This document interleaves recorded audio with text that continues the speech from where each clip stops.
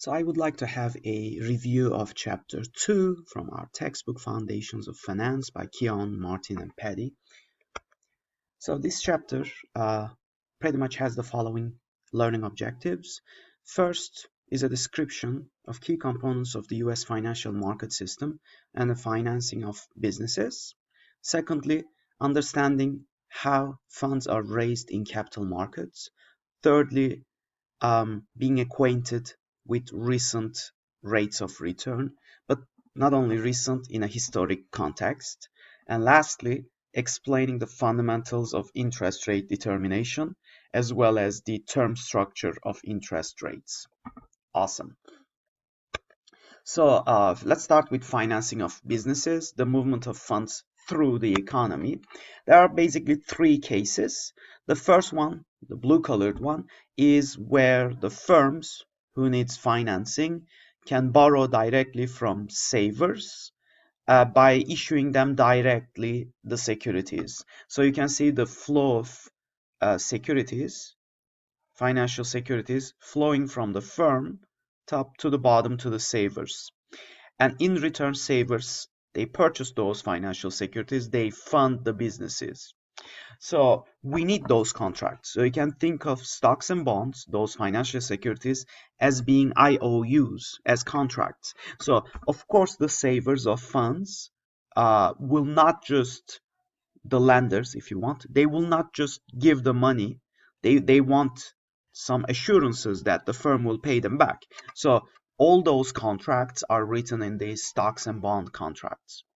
Now, a second and third case also arise if this intermediation, well, if this financing is without intermediation. But most of the time we need intermediaries to facilitate those flow of funds. And on the one hand, it could be a direct financial institution providing the intermediation service. And on this third example, it is, an investment banking firm, or it's another type of financial intermediary providing those services. So the case where the first case, which we call as direct funding, direct finance, is where the case where there is no financial institution intermediating it. However, those funds are still considered to be sold in financial markets. All right, so the difference between financial markets and financial institutions.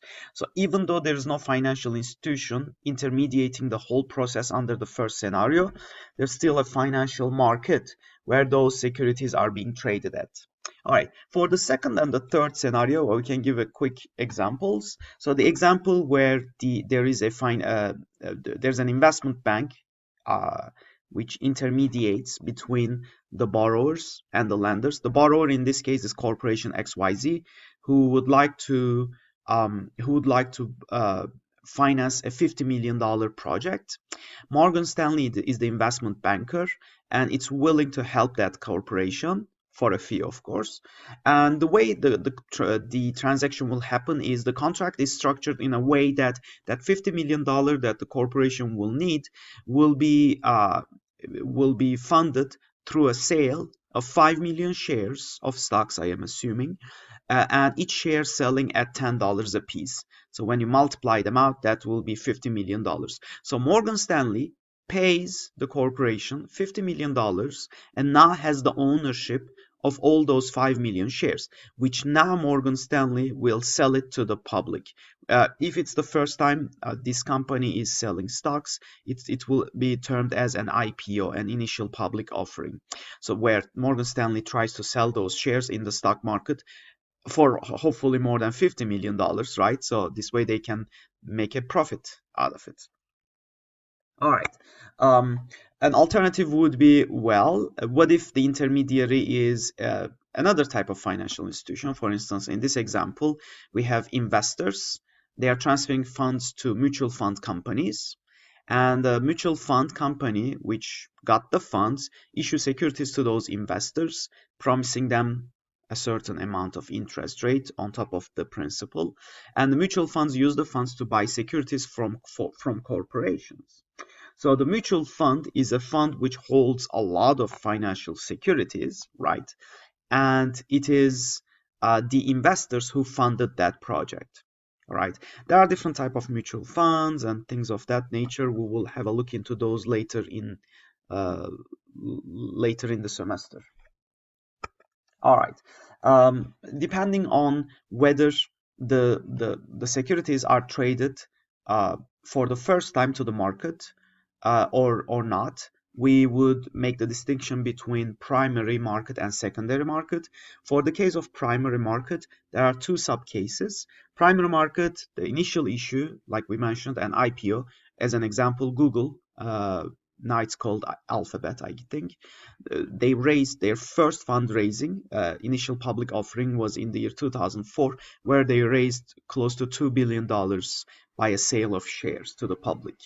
So that would be an initial public offering. It's in the primary market. Again, in the primary market, it might as well be the case that a company like Google, who previously raised funds, might go again to raise funds, but those stocks will be sold for the first time. You can imagine this scenario, the primary market, as like a new car sale, for instance. It's a new car sale from a company which is doing it for the first time, an IPO, or it's been doing it for quite a long time, but they are still selling new cars. Now compare this with secondary market, where once let's say Google, for instance, sold the stocks, those stocks keep changing hands, right? We have an organized exchanges like the New York Stock Exchange, which allows investors who bought those shares to trade those securities amongst themselves. So that would be an example of a secondary market. So New York Stock Exchange is an example of a secondary market because it's like a used car market, right? It's a used, uh, like it is the sale of securities which has previously been issued by the company, and they are being traded among investors. All right. There's another distinction we can make rather than whether it's the first time or whether it is being retraded, the securities. That's one way we can do the classification. An alternative way to make the classification about funds is that if the funds are short-term funds, short-term in the sense of less than a year maturity, then we would classify them as trading in what we call as money markets. And those financial securities trading in money markets, we would call them money market securities. Those type of securities would include treasury bills, which usually have a 3-month expiration, commercial papers up to 270 days, 9 months expiration, and some other examples here. Capital markets will be markets where financial securities with more than a year to maturity are being traded. All types of stocks, corporate stocks, are traded in what we call as capital markets. Corporate bonds with maturities of more than a year, usually 5-10 years, are traded in capital markets as well. And other examples are provided to you. We mentioned earlier that organized stock exchanges, or securities exchanges, I should say, are available for trading securities which were previously purchased in the initial during IPOs from the companies that issued those securities. Once investors purchase those securities, they can trade them. They don't have to hold them till maturity. In the case of stocks, for instance, there's not even a maturity written on the papers, right? So on the securities. So it's naturally those securities are being traded, and that's a huge benefit. The fact that they can be traded, there's an active secondary market, makes it more liquid. Those securities will be traded more actively, and it also because it reduces the risk for a potential buyer, it also increases the price of that security in its primary market sale as well. Securities which are not traded in an organized exchange can also be traded over the counter, which is basically agreements between two parties, private agreements. And because they are not sold in an organized exchange, somehow there are certain risks involved with that. But at the same time, the return is higher for the investing company or investing individual. So any company who doesn't want to go and raise funds through an organized exchange due to some reporting requirements or additional fees that they might have to pay, they might do a direct over-the-counter sale to potential buyers. Usual over-the-counter sales are over the phone or some other uh, networks between security dealers. All right. But there are obviously some certain benefits to stock exchanges, trading in stock exchanges. Yes, there are some costs involved with it, some fees that needs to be paid, and also some reporting requirements. But the benefits are really significant as well. It provides a continuous market for investors. It establishes and publicizes a fair security prices because all the prices are publicly available, and it helps businesses raise significantly more capital as stock exchanges are very popular, as you can imagine. So how does the selling securities to the market happens? In the case of an investment banker providing the intermediation,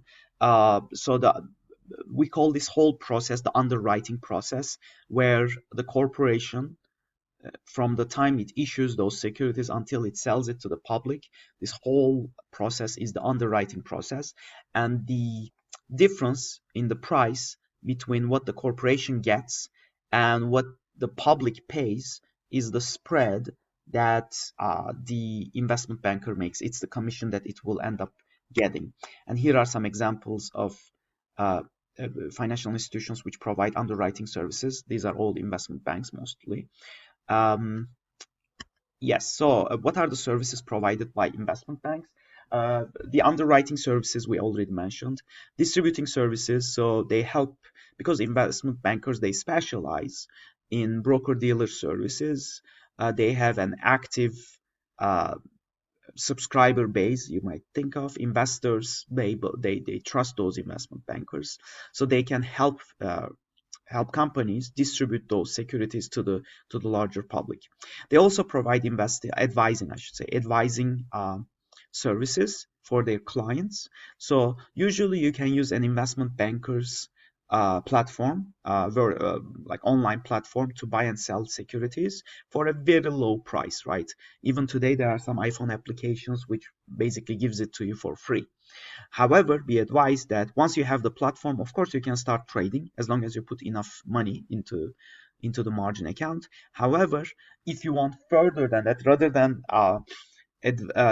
than trading with your own skills, if you need some advising, then you need to pay a fee, obviously, and this will be higher than just using the platform. So that's one of the sources of income for investment bankers, basically.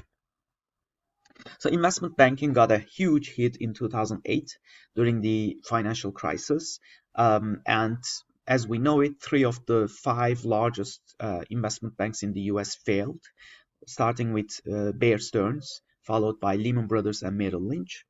And Goldman Sachs and Morgan Stanley was in the brink of failure when they decided to convert themselves into depository institutions, into commercial banks, and then they were able to, this way they were able to get assistance from the Federal Reserve and the FDIC and other government agencies. So the largest of the investment banks in the US failed in 2008 because they were highly leveraged and they heavily invested in the real estate. And as you all know, in 2008, due to the subprime mortgage crisis, house values in the US and across the world decreased significantly, and that created a lot of trouble for those investment banks. And that was the end of for quite a number of them, actually. So there are different distribution methods for investment banks to distribute those financial securities to the public. There's your textbook will list quite a few of them. I think close to half a dozen or even more than that. I think a couple of them are interesting, especially this case of Dutch auction is very interesting. Let me just go ahead and give you the picture. So basically, the company who is planning to use the Dutch auction, it's what it does is it opens an auction process where all the potential buyers they give their bids, basically. So they provide their bids, and then once the bids are in, the company will rank those bids from the lowest price bid to the highest price bid, and along the way we know what is the quantity at each price level. So you can see how the height of each price level will give you the amount of bid. So as a result, what we do is, now that we have all the bids ranked from the highest bid to the lowest bid on the left, so we know the total amount of quota, how much money the company needs. So from all the bids that we received, we will just starting with fulfilling the highest bidder all the way down to the bidder in such a way that when all the quota is filled, that's where we stop. Interestingly, the highest bidders don't pay this price, even though this is the highest price. This is the successful price. The lowest bid, which still made it, which got successful. So all these winners, they will end up paying this price. So which is a very interesting bidding arrangement, actually. Very good. So there are some certain costs associated with underwriting for a good reason. So these are some transaction costs. For instance, the underwriter is receiving a commission, so that's a spread that somehow goes out of the pockets either of the company or the investors. And there are also some issuing costs, like printing and engraving of security certificates, legal fees, accounting fees, trustee fees, lawyer fees, and you name it. There has been some changes in the law even before the 2008 financial crisis. In 2001, there had been some accounting scandals in the US, and as a response to that, in 2002, the United States Congress passed an act where it held senior corporate advisors responsible for any instance of misconduct and fraud. The act attempts to protect the interests of investors by improving transparency and accuracy of the corporate disclosures. The Sarbanes-Oxley Act, the SOX, has been criticized for imposing additional compliance costs on the firms, and some firms have responded by delisting from major exchanges or choosing to list on foreign exchanges only. So 10 years after that, another big change, the Dodd-Frank Act, happened, obviously, in the US in response to the 2008 financial crisis. Usually whenever the problems are usually put under the carpet until a big problem rises, and then once there's a crisis, every 10 years it seems there's a crisis, a big act of the Congress tries to fix it until a new problem pops out. Because there's a lot of innovation in the industry, and the markets are changing, the players are changing, there's always some new regulations, which is good, right? So, but the problem is you don't want to be caught off guard during that process. All right, so finally, now the good stuff, the quantitative stuff. So the rates of return in financial markets. Now, I would like to share with you a couple of pictures. So these are historical returns and risks associated with different classes of financial securities. It turns out that in the US, the security which provides the highest return, though with the highest risk as well, is small stocks. All right, followed by large stocks, which provide the higher return associated with high risk. Here we are measuring risk by what we call as the standard deviation of returns associated with those securities. And so that's in the x-axis, and in the y-axis we have the returns. So in a sense, we want to be as left as possible and as up as possible, because more risk is worse and less return is also worse, right? So we want as high return as possible and as low risk as possible. So in a sense, we would like to be on the northwest as possible. But then, as you want to be on as northwest as possible, you just realize that none of these security types are dominating each other, right? So it all depends on your risk appetite.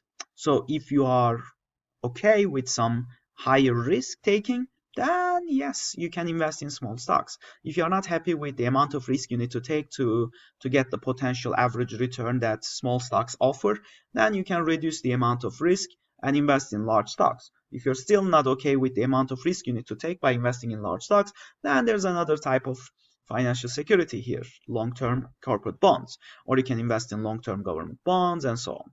So it's very straightforward in that sense. So none of these security categories beat the other one, and that explains why people are invested in all of them, right? So depending on your risk appetite, I would assume that younger people will invest more in small stock companies or large stocks, so more they will be on this side of the line, versus as people grow older, they will probably start investing more on corporate bonds and government bonds. Right. So usually the reason for that is because when you're young, you have time to recover any losses that you might accrue, right? But as you grow old, you don't have a second chance. So you have to be smart and diligent. That's kind of the idea. So there are different technical terms. Basically, standard deviation is the method with which we evaluate risk for an individual security. Later on in the course, we will realize that this is not a good risk measurement tool, and we need to find a better tool, which we will call it beta. Opportunity cost is still the same. That you learn from your economics courses, the rate of return on the next best investment opportunity, basically. Real return is the return above the inflation rate. And then there are some different risk premiums. Maturity risk premium is the additional return required by investors in long-term securities to compensate for greater risk of price fluctuations on those securities caused by interest rate changes. So if the maturity is longer, it's as if your money is tied for a longer period of time, and you have to be compensated for that. Versus liquidity risk premium is a premium that you should be compensated for if the security that you are investing in is not as liquid as some other security that you could have been investing in. And somehow there is also some relationship between maturity risk and liquidity risk, as you can imagine. Usually securities which have a longer term maturity, as you can imagine, are sometimes they might end up being less liquid. Not always, but usually when the economy is in good conditions, they are less liquid. When the economy goes worse and worse, then it's the other way around. So the relationship, it's a conditional relationship. Here are some historical rates of return for different three types of securities: the 3-month treasury bills, the 30-year treasury bills, and the 30-year corporate bonds. One observation is clear: historically, as you go from the past and move on to the future, you just realize that interest rates are declining across the board for all security classes, for good or bad. One might argue that, well, the U.S. economy was very creative in the mid 20th century, 1970s and 80s, and it's losing its creative capacity. So that's maybe you can think of this as a bad scenario, but on the other hand, we might also say that we are learning how markets are functioning better, and as a result, we are able, by using some better risk management tools, we are better able to manage risks associated with different types of securities. So that's a better, more positive explanation, I would guess. But regardless, the 30-year corporate bonds, in average, as you can see, 7%, provide a higher return than 30-year treasury bonds, which provide only 6.14% return, which provide a better return than 3-month treasury bills, which provides only 3.85% return in average across that 20 plus years. And here is the same numbers on a picture. So as you can see, as the risk category of the asset is increasing, the interest rate offered by that asset will be higher, and for a good reason. The only way that investors will invest in a security which they know has higher inherent risk is if they are being compensated with higher rates of return. So, so the blue line represents the AAA corporate bonds, which are riskier than the orange line, the 30-year treasury bonds. So as a result, there's a premium between them. Do you guys see that? So that would be the default risk premium, as we would call it. Because their maturities are the same, it can't be maturity risk premium. It has to be default risk premium. And then the difference between the treasury bonds, the 30-year and the 3-month, that difference must be the maturity risk premium. So you can see that the difference between the orange line and the purple line, sometimes it's larger, sometimes smaller. It all depends on that maturity risk premium. I can tell you one thing for sure: as the economy does bad, that maturity risk premium vanishes. Just as an example, in 2001, the US was in a recession, and there you go, it's zero. Again, 2007-2008 financial crisis led to a recession. Again, that maturity risk premium disappeared altogether. So the investors, they don't want to invest in short-term securities, government securities, when the government itself is in trouble, basically, when the economy is in trouble. And you can see that in general, all of these interest rates are higher than the inflation risk, which is good. So you don't want your investment to just disappear with inflation.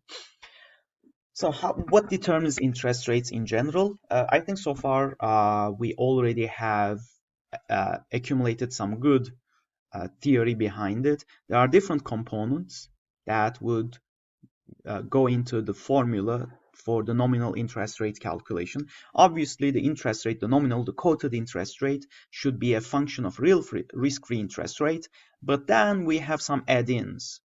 It's like you are buying a car. You can buy a base car, or you can add some additional features to your car. You can add a sunroof. You can have power seats. You can have power windows and all these other additional fancy stuff. So each of these additional features will increase the interest rate. You need to account for inflation premium. Inflation risk premium, some people would call it, the default risk premium, the maturity risk premium, and liquidity risk premium. When you add also those add-ins, that will give you the formula for the nominal interest rate. Real risk-free interest rate is just the difference between risk-free interest rate and inflation premium. Once you take out the inflation, that what will remain is the real risk-free interest rate. When we say risk-free interest rate, what we mean is any investment in a government security is considered as risk-free simply because US government securities are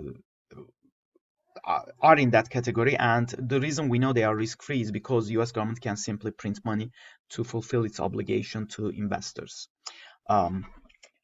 Well, nominal interest rates, on the other hand, if you want an approximation, a good approximation for that would be the real rate of interest plus the inflation risk premium. So when you add those two, that will give you the nominal interest rate. Now you can compare this with what we got previously. Here it's the real risk-free rate plus all these additions, right? So real risk-free rate versus here real rate of interest. So this doesn't say risk-free, right? Real rate of interest plus inflation. So you can further, basically, in the comparing this formula with the previous one, you can split that real rate of interest into different components, starting with the risk-free rate and adding all these add-ins. Yes.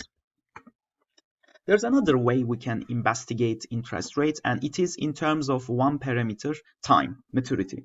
So depending on the time to maturity of the financial security, when we plot, for instance, consider the same company, corporation.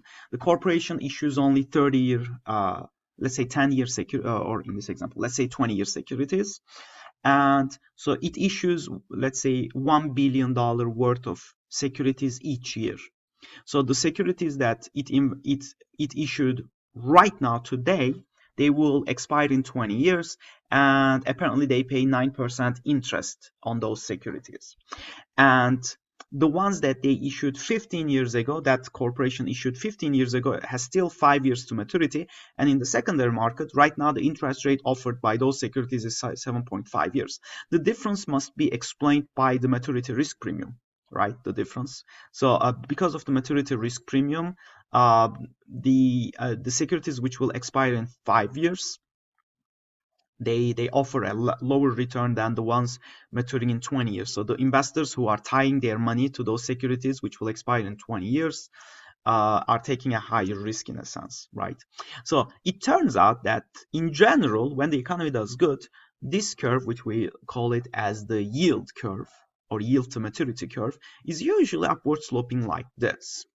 And there are a couple of very good explanations, and we will go over 3 or 4 of these explanations. But this is how financial institutions make money, basically, historically. I wanted to make sure that you guys understand this concept, and actually not only financial institutions, but investors as well in general. So one way that you guys can make a profit out of this is the following, or banks usually. When I say you, it's probably banks is a better example. So banks, usually what they do is on their liability side, they borrow short, but then on their asset side they lend long. That's what we would say it in banking jargon. So what I mean is the following: on the liability side, they collect deposits for short periods of time, 1 year, 2 year, 5 year, and as a result they promise low interest rates. For instance, 1 year is like, it looks like it's 6%, but then when they collect all these funds, they invest them in long-term investments where they earn a higher interest rate, as you can see. So that's kind of a very, very good way to making profit for a spread for uh, financial institutions. However, it has a risk. The risk is, what if there's a bank run? If all the investors at the same time they request their money back, those financial institutions, they cannot survive it. So they will need the assistance of the Federal Reserve or other government agencies. But when the economy does good, in general, they will make a lot of money. Usually, there's a business cycle in the US every 9-10 years. During the good economic times, these financial institutions will be very, very profitable. And here is some historic prices. For instance, the shape of the yield curve in August 1st, 1990 was as such, and then 3 weeks later it went up due to an outbreak of the first Persian Gulf crisis. So the yield curve keeps changing, and this is the arguably the curve, the that is most analyzed by financial analysts. Sometimes those curves can even invert. So here are different times, historically important times in the US economy. For instance, in 1979, you guys can see that the yield curve got inverted. So usually during economic downturns, the yield curve got inverted. Inverted in the sense that it's downward sloping. And all financial institutions will end up losing money during those periods. There's no escape from that. But this only happens 1 or 2 years in any given period of 8, 9, 10 years. So business cycles, as long as you have 8 or 9 good years and followed by 1 or 2 bad years, the banks are okay with it. So during the good economic times, they make so much money and they save for the bad times, which will come almost certainly every 8, 9, 10 years. They're ready to take the hit, in a sense. Does that make sense? All right. So what are the theories? I will provide you, I think, 2 or 3 different theories. One of them is the unbiased expectations theory, which says that the term structure of interest rate, the yield curve that we just showed, the term structure of interest rates is determined by an investor's expectations about future interest rates. If the future interest rates are higher than the interest rates today, one of the ways to look at that is the forward interest rates, right? So if they're higher than the ones today, then you can have an upward sloping yield curve or term structure. Another theory would be the liquidity preference theory, where investors require maturity risk premiums to compensate them for buying securities that expose them to risks of fluctuating interest rates. So they must be compensated for those, and that's the explanation for an upward sloping yield curve, basically. There's yet another theory, which is the market segmentation theory. According to that theory, each security should be treated differently, and the outcome, the interest rate for that security with that particular maturity, comes out of a direct interaction between demand and supply conditions related to that individual security. And finally, I want to just show you guys some keywords, some key terms that you will study in your readings related to this chapter. So all these keywords, some of them we already described it in our presentation today: the Dutch auction, the liquidity risk premium, some of them are. And here's another set of key keywords. Over-the-counter markets, we went over that.